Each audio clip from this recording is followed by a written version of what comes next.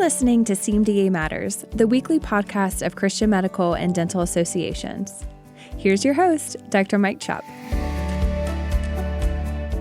Well, it is February, my friends, and just a couple of weeks ago, the March for Life event in Washington, D.C.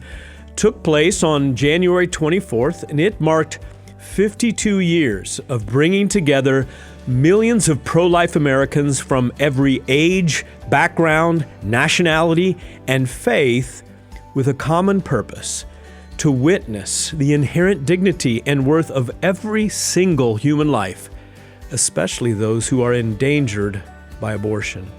On this week's episode, Dr. Jeff Barrows and I are joined by Dr. Catherine Wheeler. She's a board-certified OBGYN who was performing abortions until God supernaturally, one day in her abortion clinic, gave her this transcendent view of the darkness and the evil that was present in that procedure room, and enabled her, even years before she would decide to follow Christ, a sudden understanding of what she was doing to women and their babies, and she woke up and walked away from that darkness. She joins us on CMDA Matters today to share her personal story and how God is now using her to speak truth in the public square and advocate for life on a state level and around the country. So let's get started with our conversation, so keep on listening.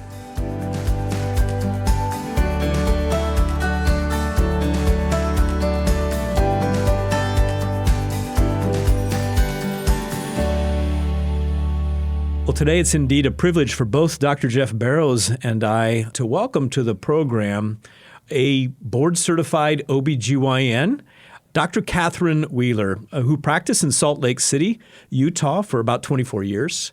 Her training and early career included performing elective abortions. Her life is now dedicated to promoting the dignity and health of both women and their preborn children. She serves as a board member of the American Association of Pro-Life Obstetricians and Gynecologists, better known as APLOG. She's also the president of APLOG there in Colorado, which is the first state chapter of that wonderful organization, a board member of Pro-Life Colorado, and on the medical advisory board of Save the Storks. And she also, as if that's not enough influence that she has, she also serves on the Focus on the Family Physician Resource Council. She has a special interest in educating the public about the truth of abortion, as well as the humanity and development of the preborn child. She's part of the Life Decision speaking team, which provides an evidence-based rationale to defend preborn life and the pregnant mom and to raise awareness about the harms of abortion. So welcome, Dr. Catherine Wheeler, to CMDA Matters. Thank you. What a privilege to be with you and all my medical friends. I would guess that the club that you're a part of is not a massive club, but a very important, influential group of OBGYNs, those who've done a 180 in terms of your view of abortion. So early in your medical career, you did perform abortions. Would you talk to us, tell us your story about that change of heart and how that impacts your efforts currently as a pro-life physician today? Yes. I have to go back to my beginnings, right? I grew up actually in a minister's family, and I would have been about 13 when Roe versus Wade was decided. And, I've thought about this a lot. I think nobody knew what was about to happen when that door got opened. I went to college and I chose a path other than God's path. And so I will say that set me on a path to be very vulnerable to the narrative that I heard in medical school.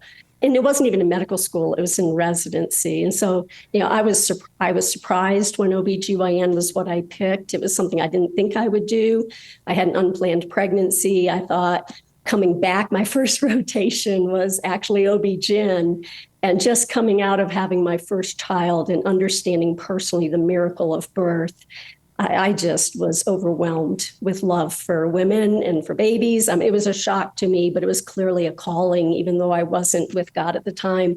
But in residency is where I got introduced to abortion. And again, there wasn't grounding why family and marriage and sex within marriage, there's the root of all this. I wasn't grounded in the sacredness of that, the why of that. And so when you're not grounded in that and you're not with God, you're very vulnerable to this narrative that says pregnancy can be a problem. And when it is, she has a right to abortion. And one of the things we do as doctors to so-called help women is when they face these hard situations, one of the things we do is offer abortion. And if you care about women, it's one of the things we do. And I think that's a narrative that women especially are vulnerable to if you're not following God. And so I entered into that. It was opt-in. I opted in. I was going to help women. So, looking back, it's really hard to see how deceived and how aligned I was and how many people I hurt. But by God's grace, I'm on the other side and can shed some light now. How many years into your practice did that change of heart happen? It was pretty early. And, I wouldn't even say it was a change of heart. I went into an abortion one day to do an abortion. And I can't tell you to this day what happened, except that as I started, it was like everything went dark around me. And it was really like a physical darkness. And so I looked around. Nobody seemed to be aware of it. And it came to me in that moment, what you're doing is evil. This is murder. And I saw the baby. I mean, it's like you have to shut off your mind to do it. And, again, I was not a Christian. I didn't have grounding as to what that meant, but I knew it was evil and I would never do it again. So it was a long time later. It was over 15 years probably when I did come to Christ. And after he did a lot of, I love you, I delight in you, healing stuff, I was finally in a safe place where he could bring up abortion and say, actually, this is a door, not as punishment, not to earn my way back to God, but I'm going to use this darkness that you served. Now you're serving me. And we're going to use it to shed light and to help to save people and to bring healing. That's powerful, Catherine. Well, as most of our listeners are aware, or I should say many, we've been involved in the last 6 months fighting state abortion ballot amendments in 10 different states around the country, all of them trying to increase access to abortion. And those states included Arizona, your state of Colorado, Florida, Maryland, Missouri, Montana, Nebraska, Nevada, New York, and South Dakota. And unfortunately, we lost that battle in 7 of the 10 states. We did win in Florida, and that was solely because Florida requires a 60% percentage of the vote to pass an amendment, and I think they came in at about 57%, so it was close. Nebraska was sort of a win. We defeated a wide open ballot amendment there, but we instead passed a ballot amendment that enshrined the ability to have an abortion up through the first trimester. So not exactly what we want, but certainly better than the alternative. Our only victory was in South Dakota. But I bring all of that up because you were heading up the efforts there in Colorado to fight your abortion amendment. So tell us a little bit about what that amendment covered and your efforts there and your experience in getting and trying to get that defeated. Yes, and I'll say it was a huge team. I think that's one of the beauty. This actually isn't a failure, what happened in Colorado, because a lot of people stood up together and we built a foundation to move forward on. So I don't actually see this as a failure, although we're all hugely disappointed. What you first need to know about Colorado, the leaders in the legislature at Colorado are very proud that we were the first state to legalize abortion. And our first law was up until 16 weeks. It required the husband to agree to it. It required doctors to say that there was something going on that would require an abortion. So primarily life of the mother, although it did include mental health and rape and incest. So our abortion law wasn't what was being practiced. They relied on Roe versus Wade. So what was being practiced in Colorado, which I was shocked when I moved here, this is what compelled me into action 5 years ago, was abortion until the due date. I didn't know that. I mean, when Kamala Harris said that this year, people are like, no, that doesn't happen. That was my reaction when I moved here. I'm like, no, that doesn't happen. So here's what I would tell people. Go look for yourself. It's stunning. And then I had to say, okay, I did second trimester abortions. How do you do an abortion until the due date? Like, how does that happen? It is horrifying. Go find out. Like, we have to know that. That will compel you into action. Also in Colorado, there are no safeguards for women. There's no regulation. There's no oversight. Anybody who wants to do an abortion, theoretically, you have to be a medical professional, but it's not clear. I went to the medical board. I went to our Department of Health, and I said, can you please explain this? They're like, yeah, there's nothing written. So, like, it could be anybody, no safeguards. And so the only thing that we had was no taxpayer funding except life of the mother, rape and incest, and parental notification. And so what happened when Dobbs happened is that they immediately put a law forward to put in our statute what we were practicing in Colorado in abortion. And then, of course, they wanted to put that in the Constitution, so it would be hard to change it. And then they wanted to remove anything that might impede, deny, or discriminate. And that impede word is really critical because that's the word that the American College of OBGYN or ACOG uses. Nothing may impede on the right and access to abortion. And that includes everything. If you go to ACOG's website, it includes parental notification, includes gestational ages, it includes any regulation, including providers, any oversight, any data collection. Nothing may stand in the way of abortion. So that was what our amendment was about. Now, what does this mean for OBGYNs, other healthcare professionals like you who are pro-life? What does it mean now that Amendment 79 has been approved, especially in terms of legal or ethical obligations as well as protection of conscience? Well, I would say I'll first start from the medical professional side. This is time for us to stand up. This is time to say no more. The more we ignore it, the deeper the roots, the worse it gets. We have to protect our profession. I don't know about you, but I loved medical profession. I loved being a doctor and being a healer. And we've got to stand for that because the other side has been so captured. The medical profession has been so captured by this death ideology, whether it's abortion or euthanasia. We've got to stand for life and women and reclaim what we're about. So I see this as an opportunity. There are these incredible gaps that have been opened up for us because what they're promoting most, their number one advocacy is abortion. And so we can deal with maternity deserts. We can start bringing solutions for better access to actually maternity care. We have all these beautiful places to step into, pregnancy resource centers, stepping into doing more of the medical care that women are hungry and longing for. When these places open up here in Colorado, there's a place called My OBGYN up in Fort Collins where Dr. Toole bravely stepped out in his 50s and restarted a new medical practice with no abortion. And he is so full. He's hired another doctor. I mean, women are so hungry for this. Catholic Charities has done the same thing here in Colorado with their program is called Marisol. I mean, they are packed. Women are dying for this, literally. So that's on what we can be doing. And then, of course, protections for conscience, deciding I will not step into the space. I won't see it. I'll have nothing to do with it. It's evil. And I'll practice life-affirming medicine and supporting each other. And on the other side, we know that the leaders in the legislature in Colorado want this to be a so-called sanctuary state for abortion. They want to be a travel destination. And so we need to be standing up against the lies. They do all this by lying and by distorting and by bringing fear.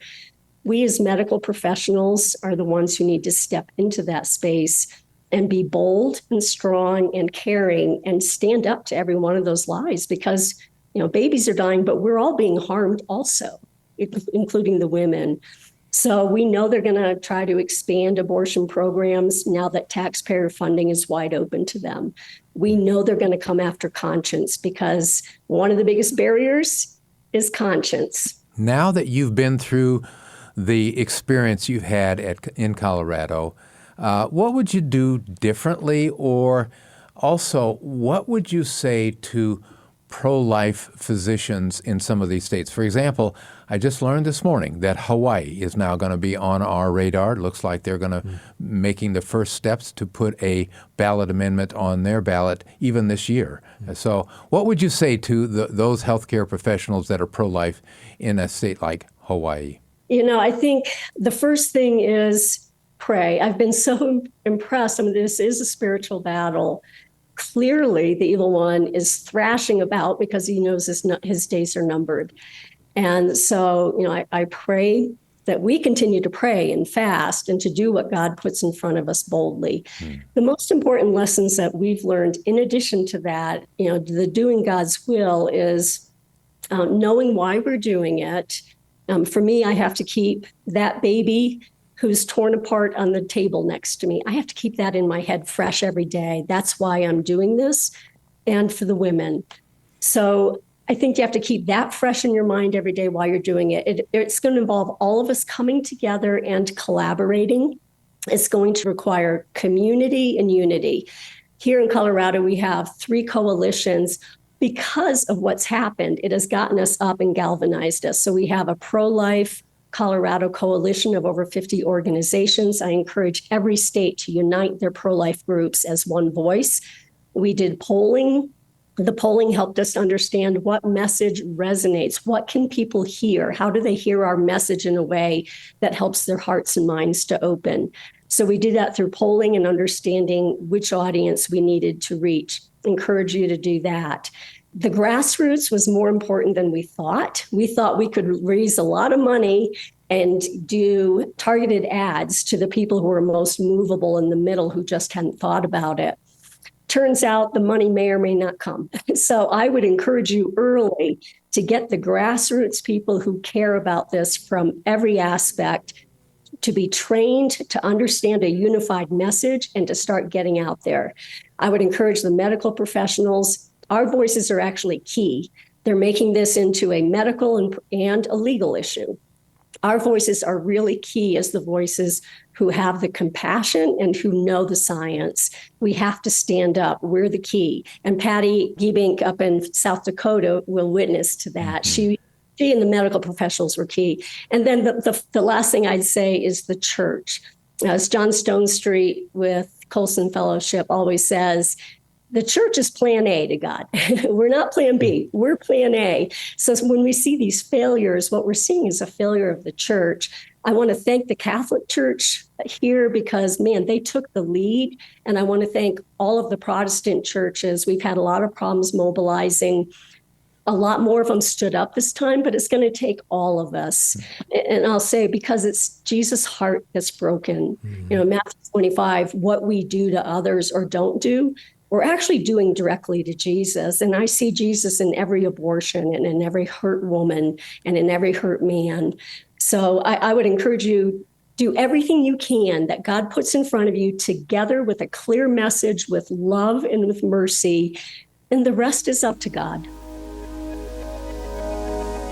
Before we continue with this week's episode, here's a special announcement for you. Have you heard about freedomtocare.org? It is the hub for CMDA's advocacy work.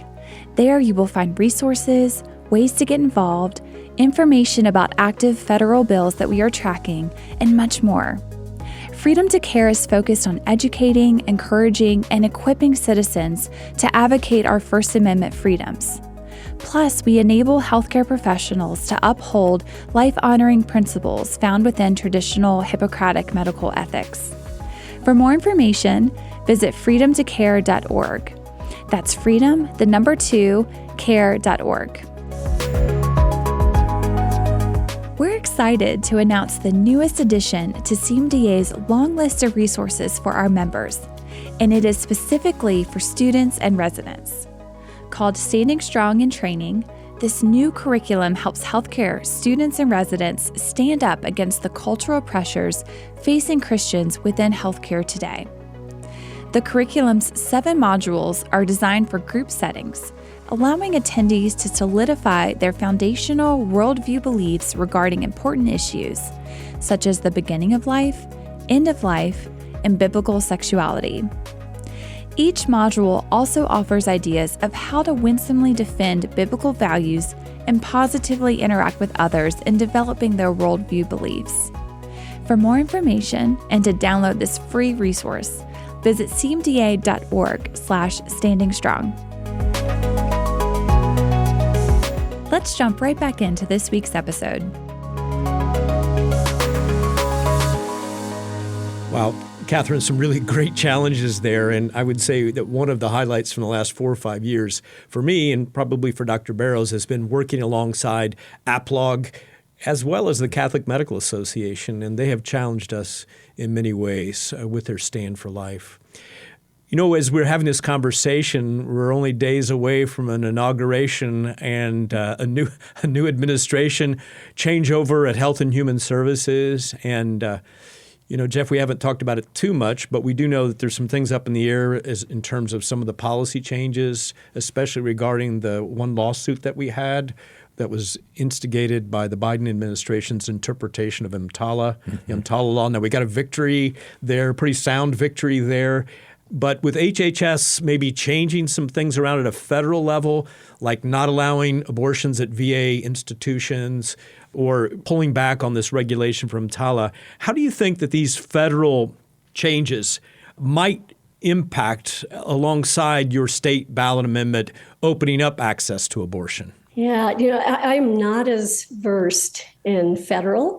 I am very excited, though, that some of these issues of attacks on conscience, like EMTALA, trying to say that EMTALA requires abortions to be done in the emergency department and declaring them emergencies.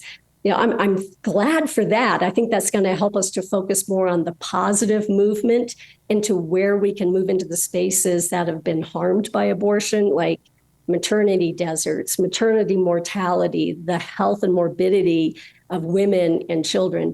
Like, I'm hoping for that. I'm also hoping at the UN, where I had the opportunity to serve with CFAM last year. Man, if you haven't been to the UN, you need to go during the Council on Women.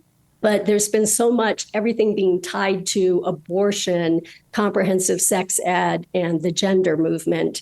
And now I'm hoping that we will again move to focusing on health, wellness, nutrition, as opposed to everything being done through an abortion lens. Yeah, and I agree with that, Catherine, and I would add that the way I've framed it is that we are moving from a very pro-abortion administration in which they used every lever of power available, including, as you mentioned, the EMTALA Act, to increase access to abortion, to what I would call a pro-choice administration. I can't call yet the Trump administration pro-life, though they're leaning that way.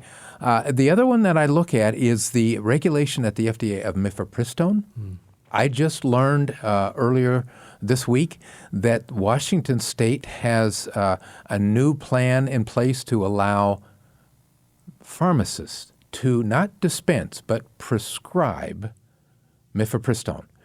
And, we've gotten used to the fact that pharmacists can give vaccines. And so they're just saying, well, mifepristone is very similar to a vaccine. So if they can give vaccines, why can't they give mifepristone?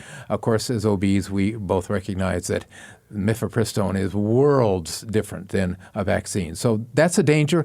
I hope this administration would shut that effort down at a federal level at the FDA. I'm just curious because under President Trump, the big thing that happened with the influence of Valerie Huber at HHS was the Geneva Consensus that came about.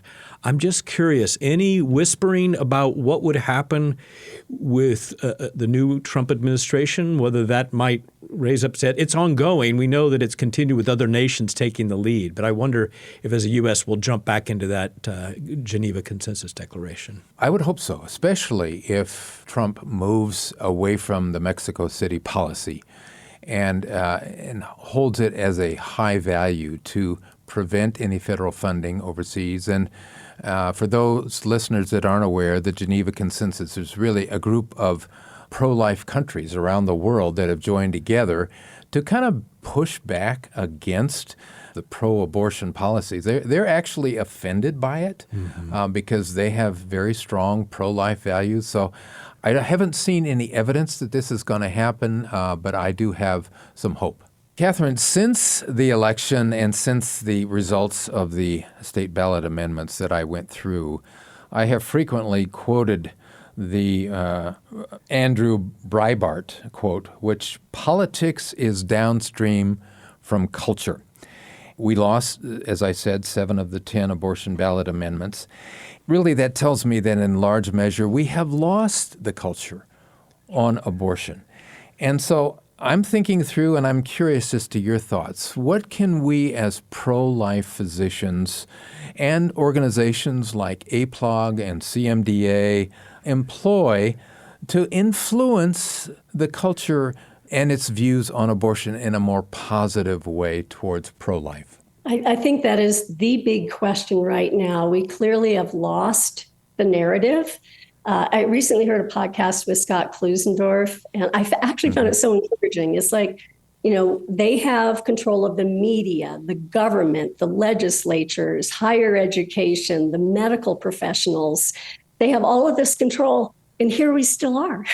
And we haven't given up. And so I think this is a time to stand up together, take hands, and move into it even more boldly with kindness. And so I think one of the biggest things that we need to be doing on a continuous level as Christians and as medical professionals is this face-to-face and in our churches and in the streets and in the legislature, educating. People just don't know. When I first moved to Colorado and I was really compelled into starting to speak, I didn't want to do anything pro-life. I'm like, I don't do this anymore. I don't want anything to do with this. And God was very convicting to my heart, and also through the Colson Fellowship I was doing. But I thought, people just absolutely don't have any idea. They have no idea. They're deceived. So I'm going to get up and tell them the truth, and they're going to change their hearts. Nope. They believe the narrative because partly I think, and I don't want to condemn anyone, I don't have any stones, but the church has been silent too long as a whole. And so we've allowed this incredibly deep evil to take the hearts and minds of our children and now adults. And so, it's not hopeless. God's at work when it's darkest. And when people are so wounded and hurt, the harvest is so great. They're so hungry for what's actually true and for healing and for hope. And so those are the spaces we move into with the truth. And so my encouragement to the medical professionals is, don't let the lies stand. Have conversations in a gentle way. I'm asking the churches, prepare your people in your church to know the sanctity of life, to know the sanctity of our bodies and of marriage, to stand with the people in the churches, not just give money to a PRC, which we should. But there are at least 1 in 4 people in every church, men and women, are affected by abortion, at least. And man, they're wounded. And when there's silence, I can tell you this from experience, you feel like you're the most awful person in the entire world, that nobody will talk about it, nobody will hear you, nobody will see your pain. You must be too awful. And so we've got to bring the love and the healing of Jesus, that he died for all of us. And so I think that would be my call to the medical professionals: get bold, be willing to work together, get equipped, and be that voice for women and for babies and families in the community, and for the churches to be the church. Well, Dr. Wheeler, with that in mind, standing strong, you used kind of those words and made me think immediately of a resource that we've had around CMDA for a number of years. It's changed names here recently, Standing Strong with the Church. Jeff, just a very brief little infomercial about Standing Strong with the Church. Yeah, it's a series to get the church engaged on several cultural issues, all of them somewhat controversial, and one of them, of course, is the beginning of life. And the goal is to give them tools to kind of wake them up a little bit, motivate them, to get those sitting in the pews engaged at various levels, including at states that are considering state ballot amendments. But other things such as transgender, end-of-life issues, these are all coming across our culture. Sure they are. And unless the church engages, there's going to be very little salt and light by Christians that can really fight off these. Jeff, you get a lot of phone calls sent your way about members and other Christians in healthcare trying to figure out how to protect themselves, resources when they're facing trouble. So why don't you talk to our listeners just a little bit about what resources and support are available for pro-life healthcare professionals who are facing whether employment or litigation in this area? Yeah, I don't want to forget to bring up something we haven't talked about in a while, and that is our permanent injunction against Rule 1557.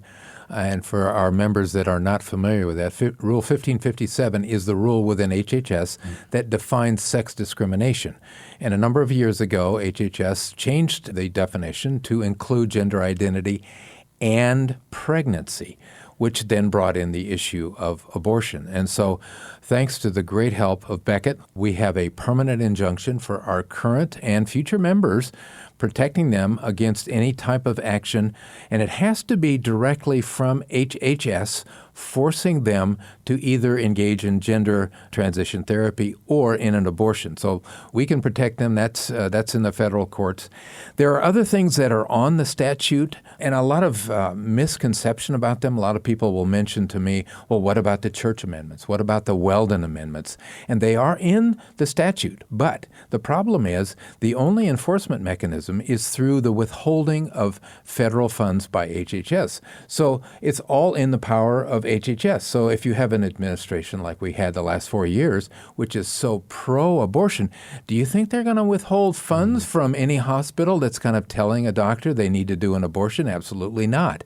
So that's why we need a different type of legislation like you're talking about that gives what we call a private right of action that allows an individual to do something when their conscience threat is engaged. So there's lots of articles for our members. If they're interested, I would refer them to the Point blog. Case for Conscience, written by Anna Pilato, is one. Another one is Protecting Our Healthcare Conscience Freedoms. They're out there. But I guess that really leads into the next question, Catherine, and that is the model legislation by ADF. And, of course, we've talked about that here a number of times. It's called the MED Act, which stands for Medical Ethics Defense Act, and it is legislation that ADF has created specifically for states to put in their state statutes, and it does contain a private right of action. So it's excellent legislation that we're really positive about. But I've been kind of frustrated because, here it is for our members, to protect our members. And when we go into states with ADF to try and get the legislatures, we can't get our members engaged. It's kind of like, we're doing this for you. Can you help us by then reaching out to your state senator or your state representative? So do you have any thoughts of how we can better motivate our healthcare members, our conscientious healthcare professionals to get engaged on something like this? Yeah, that is a great question. And it's one I wrestle with a lot, especially starting a state chapter for AppLog. I have to remember for myself where AppLog started with 10 people coming together the year Roe versus Wade was passed. It took 10 people. And, throughout the Bible, it's a remnant. Sometimes it's one person. So I think people don't know how to move into it. They're afraid to move into it, especially in a state like Colorado, where when I was working in Utah and I did abortions, I was an outlier. And people thought, I'm not comfortable with her doing this. It's the other way around. Now you're the outsider who's being judged for, quote, not loving women well enough to do abortion. We all know that's a lie, by the way. But I think, they don't know what to do.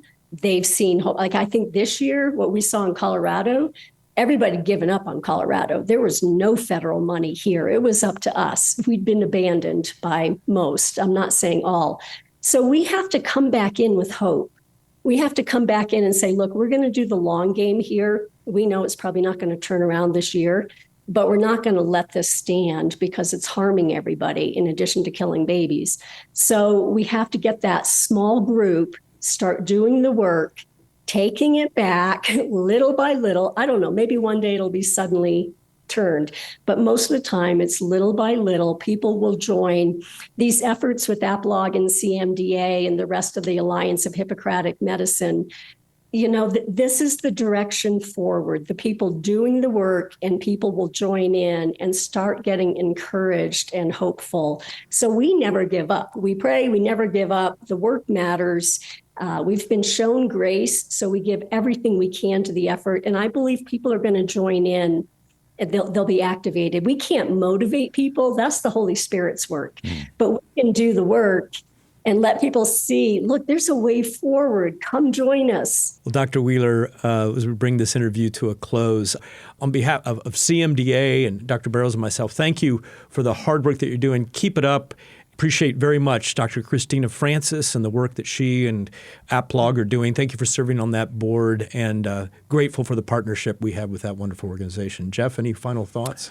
Well, I'm just thinking how powerful an advocate you are as, first of all, a female OBGYN, and then as a past abortionist. I can't imagine what does the other side have to say. I mean, they're often accusing us of not really understanding and not caring for women and on, all their various arguments. But just being who you are, Catherine, just knocks all of those arguments out of the water. So thank you for your work and your ongoing efforts to save preborn life. Well, I appreciate that.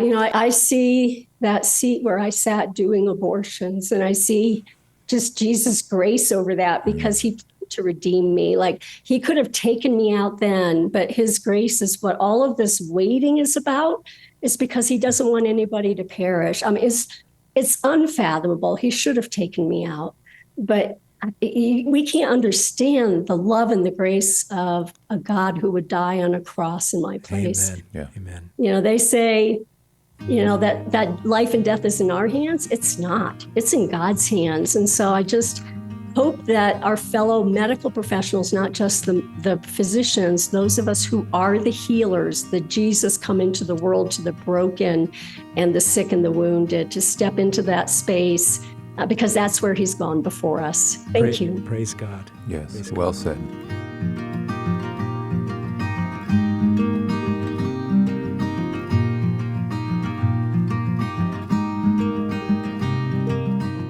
Friends, Dr. Wheeler's story of suddenly being sensitive to darkness in the room and her awareness of the life and presence of a tiny preborn baby really impressed me.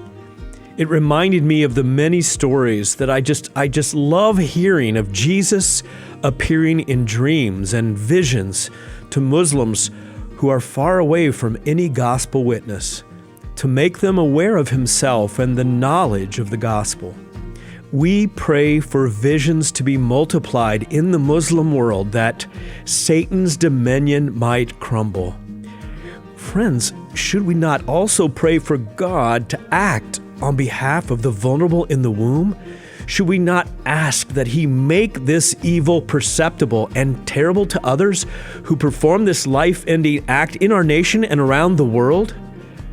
During our interview with Dr. Wheeler, we shared about her involvement with CMDA's partner organization, APLOG, which is the American Association of Pro-Life Obstetricians and Gynecologists. To learn more about APLOG, you can just visit aplog.org.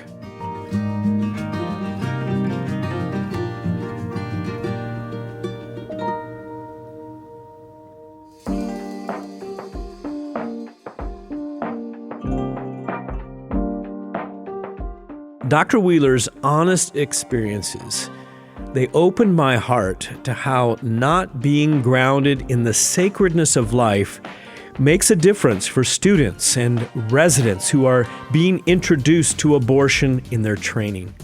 That's part of the reason CMDA released the Standing Strong in Training curriculum that you heard Jamie sharing about during the announcements in the middle of our conversation with Dr. Wheeler. You can find out more about this free resource by going to cmda.org/standingstrong. And if you'd like to learn more about how you can engage with this issue in your state's legislature or help testify in support of bills to protect life, that I hope you'll take the time to connect with CMDA's advocacy team. As a healthcare professional, your voice carries weight, and we need that weight as well as your expertise as we stand together to bring the hope and healing of Christ to the world through advocacy efforts. It's the beginning of a new legislative season, so now is the time to get involved. You can contact advocacy@cmda.org if you'd like more information. If you haven't yet registered for the 2025 CMDA National Convention, I want to take just a moment and encourage you to add this event to your calendar today. We will be in St. Charles, Missouri, May 1st through the 4th this year, and you truly do not want to miss it. This year we're sponsored by both Samaritan's Purse as well as Liberty University College of Osteopathic Medicine. The 2025 CMDA National Convention is your chance to connect with Christians in healthcare from around the country. And even better, it's your chance to dive deeper into some of the topics that we discuss here on CMDA Matters. We're even hosting an advocacy breakout track, which will take a deeper dive on this topic of the beginning of life and how important it is, friends, for us to follow Dr. Wheeler's example of speaking up for the vulnerable who are being impacted by the horrors of abortion. For more information about the convention and to register, just visit natcon.cmda.org.